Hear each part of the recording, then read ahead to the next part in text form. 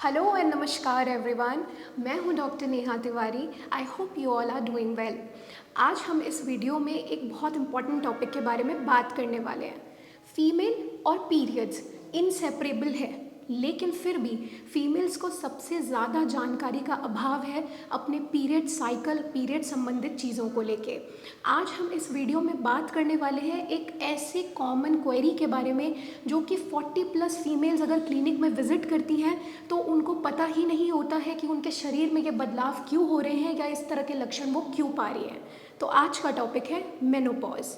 देखिए, अगर लगातार 12 महीने तक फीमेल को पीरियड्स नहीं आता है और वो 40 से 55 इयर्स की एज के बीच में लाई करती हैं तो ऐसी कंडीशन को हम मेनोपॉज कहते हैं, यानी कि पीरियड्स का बंद हो जाना हमेशा के लिए।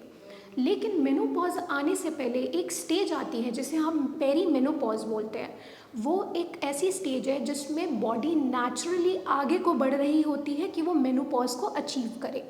इस ड्यूरेशन के दौरान, जो कि 3 से 5 साल तक का रहता है, फीमेल तरह तरह के सिम्टम्स अपने बॉडी में फील करती हैं और उनको बहुत दिक्कत बनती है।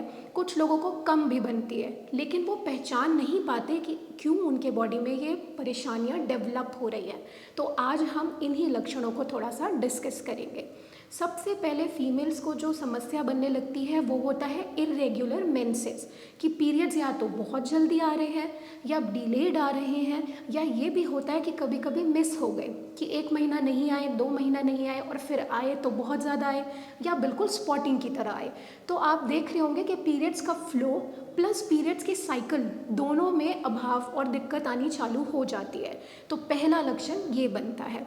दूसरा रहता है हॉट फ्लशेस। अब हॉट फ्लशेस को आप कैसे समझेंगे कि चीक्स के, गालों के पास बहुत ज़्यादा हीट का महसूस होना, या फिर आपकी हथेलियों में या तालुओं में, सोल्स में बहुत ज़्यादा बर्निंग की सेंसेशन होना।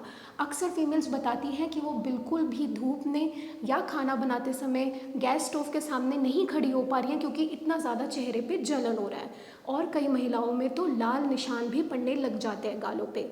तो ये समस्या भी फीमेल्स को डील करनी पड़ती है।